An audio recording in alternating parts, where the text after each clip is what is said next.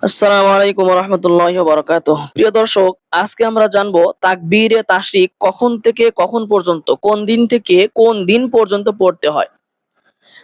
জিলহজ মাসের ৯ তারিখ ফজর নামাজের পর থেকে ১৩ তারিখ আসর পর্যন্ত সময়কে তাকবীরে তাশরিকের দিন বলে। অর্থাৎ বাংলাদেশে এবছর ২০২৫ সালের তাকবীরে তাশরিক শুরু হবে আমাদের আগামীকাল শুক্রবার ৬ই জুন।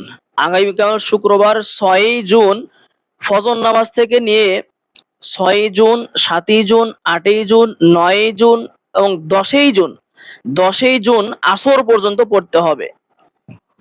অর্থাৎ তাহলে এই ৬ই জুন থেকে ঈদের আগের দিন থেকে শুরু করে ঈদের তৃতীয় দিন, মোট কথা আমাদের ৫ দিন ২৩ ওয়াক্তে নামাজে। ২৩ ওয়াক্ত নামাজের পরে একবার করে এই তাকবীরে তাশরিক পুরুষদের জন্য উচ্চ স্বরে, মহিলাদের জন্য নিম্ন স্বরে এই তাকবীরটা পাঠ করা ওয়াজিব। তাকবীরটা কি? আমরা তাকবীরটা জেনে নেই।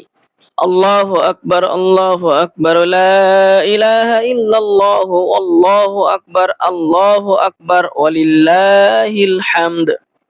অর্থাৎ এর মধ্যে ৩টা আল্লাহু আকবার থাকবে আর একবার আল্লাহু আকবার।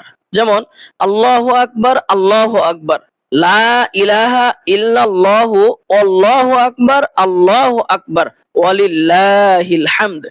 এই তাকবীরটা প্রতি নামাজের পরে এই ২৩ ওয়াক্ত, অর্থাৎ আমাদের বাংলাদেশে আগামীকাল শুক্রবার ফজর থেকে ৬ই জুন ফজর থেকে নিয়ে ২৩ ওয়াক্ত, মোট ২৩ ওয়াক্ত ফরজ নামাজের পরে উচ্চ স্বরে এই তাকবীরটা একবার পাঠ করা ওয়াজিব। আর মহিলাদের, মা বোনদের জন্য ঘরের মধ্যে নিম্ন স্বরে একবার পাঠ করা ওয়াজিব। তাকবীরে তাশরিকের ফজিলত।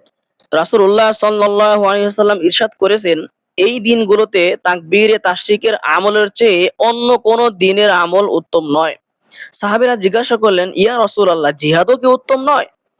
নবী করিম সাল্লাল্লাহু আলাইহি ওয়াসাল্লাম বললেন, জিহাদও নয়, তবে সে ব্যক্তির কথা ভিন্ন যে নিজের জান ও সম্পদের ঝুঁকি নিয়ে জিহাদে যায় এবং কিছুই নিয়ে ফিরে আসে না।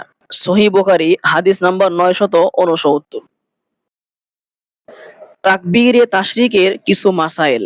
ফরজ নামাজ জামাতের সঙ্গে পড়া হোক বা একাকী, ওয়াক্তের মধ্যে পড়া হোক বা কাজা, নামাজি ব্যক্তি মুকিম হোক বা মুসাফির, শহরের বাসিন্দা হোক বা গ্রামের, সবার ওপর ফরজ নামাজের পর একবার তাকবীরে তাশরিক বলা ওয়াজিব।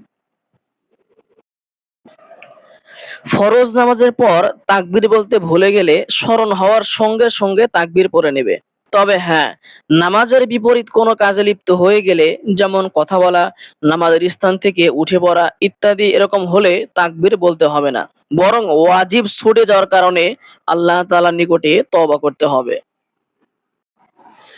প্রিয় দর্শক, তো আসুন আমরা আগামীকাল শুক্রবার, বাংলাদেশে আগামীকাল শুক্রবার ফজর থেকে নিয়ে মোট ২৩ ওয়াক্ত, ৫ দিনের মধ্যে ফজর থেকে নিয়ে শুরু করে ঈদের তৃতীয় দিন আসর নামাজ পর্যন্ত মোট কথা ২৩ ওয়াক্ত নামাজের পরে একবার এই তাকবীরটা আমাদের সকলের জন্য পড়া ওয়াজিব। এজন্য আমরা সকলকেই আল্লাহ তাআলা আমল করার তৌফিক দান করুক।